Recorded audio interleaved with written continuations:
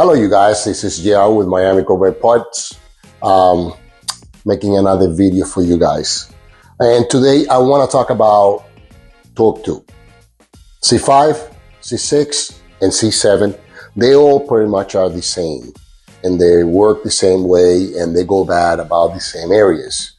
And I know there's plenty of videos out there to talking about torque tubes, but I want to talk to you guys how to prevent from getting a larger damage to your torque tube, and how to, or what you should be considering when you replace the torque tube or have it rebuilt. Now, the torque tube is, the inside of the torque tube is this part right here, okay? These rubbers and these bearings are the ones that go bad when you start having issues with your torque tube. When or how, or when will you know when your torque tube is going bad? Very simple. If you sit inside your car and you put it in neutral, if you have a stick shift, or you put it a park, and you accelerate your car, put your car in neutral, put your step on the, foot on your brake, and accelerate your car to about 2,500 RPMs, around there, 2,500 RPM.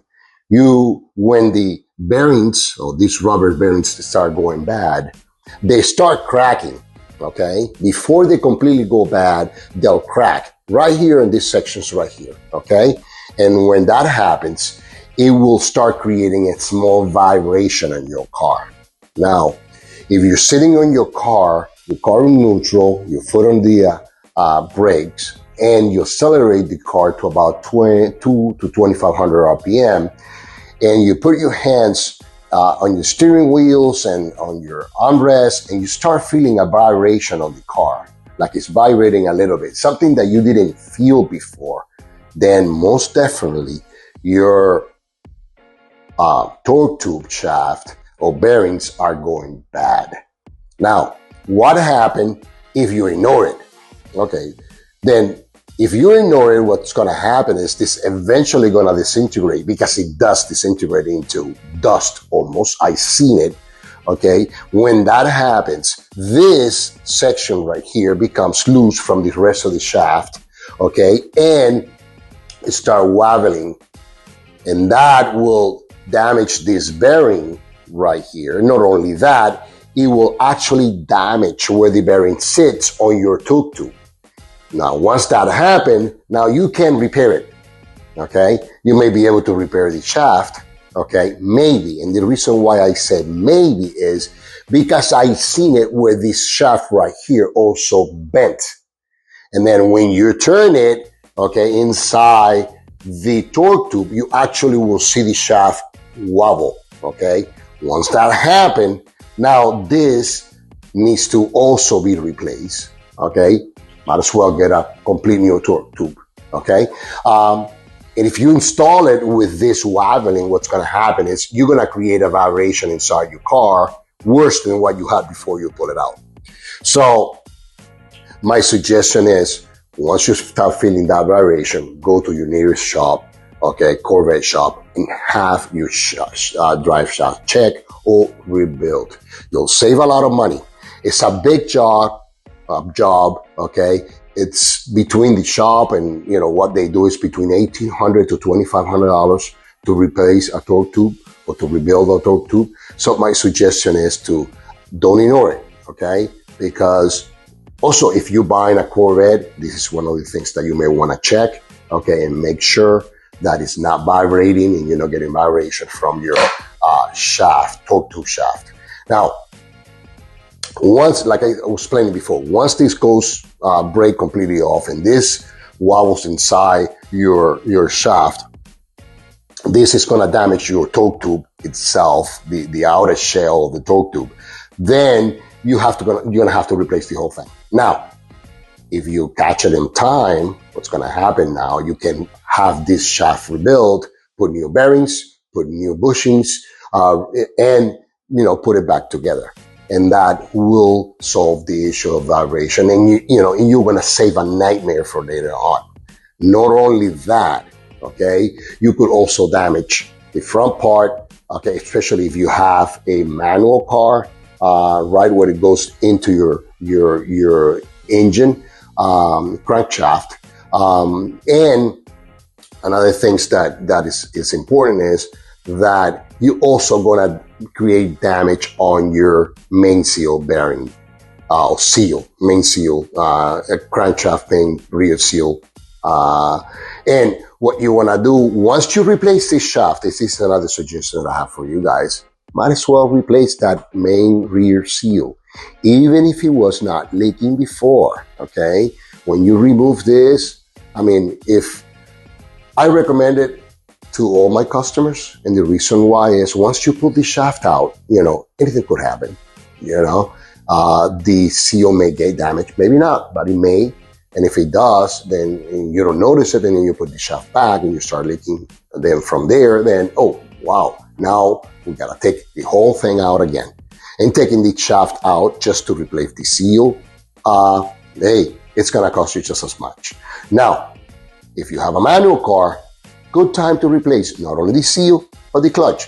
Even though if the clutch is good, okay, if it has, some miles in it there, 70, 80, 100,000 miles, hey, might as well go ahead and replace the clutch. Okay, you're going to save a lot of money if you need to rebuild your tube. Now, if you have to change your main seal because your car is leaking, or you have to replace your clutch because it's due and it's time, even though that you're not getting a variation on your torque tube, okay, and you have no issue with the torque tube, hey, have the shop check it. Have the shop open it. Make sure that there is no cracks in this rubber, because if they are, this is a good time to have them replace and change, okay?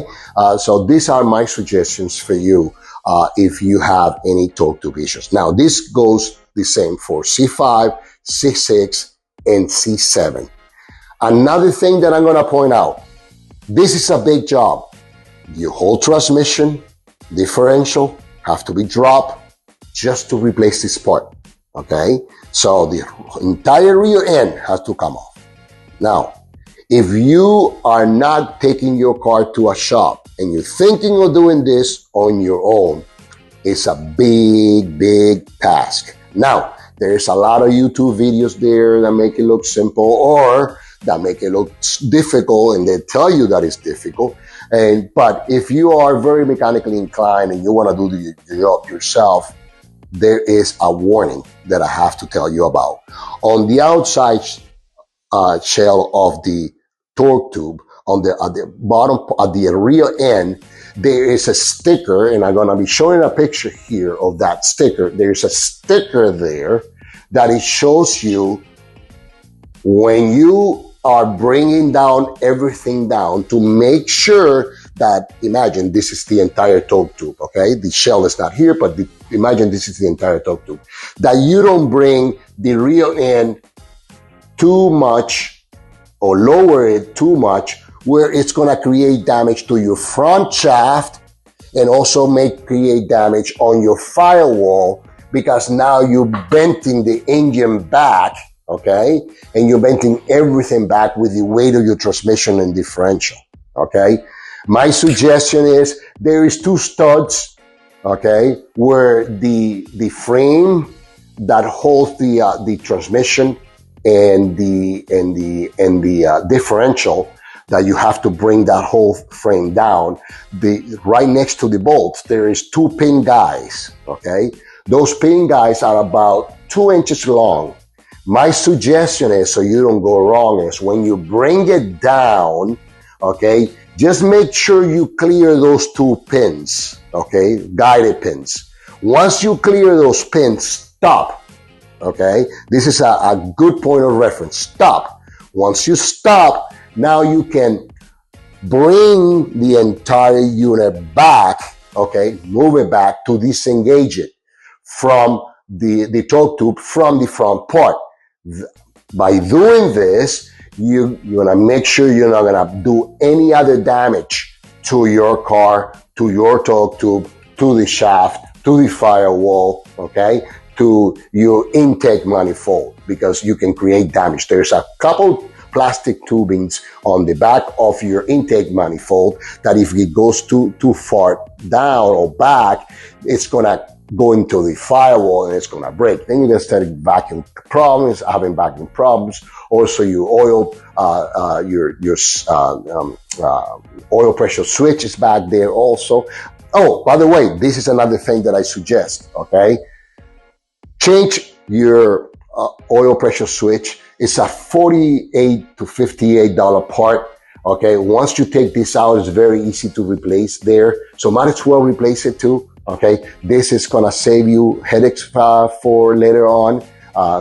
Corvettes are known, it's known that there is an issue with the oil pressure switch going bad after a certain amount of miles on these cars, and they start leaking, and people think that it's leaking from the seal, from the main rear seal, but it's really not leaking from there. It's leaking from your oil pressure sensor. So my suggestion is, hey guys, replace it once you're there, okay? It's gonna be another $50, but it's a good idea to have it replaced.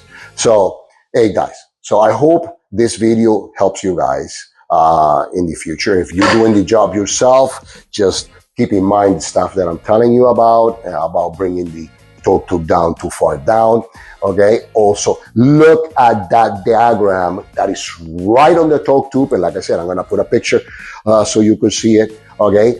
And so you don't create any other damage to your car. So I hope this video helped you guys. If you're going to have it done with a shop, find a reputable shop, Corvette shop, that they know what they're doing, okay?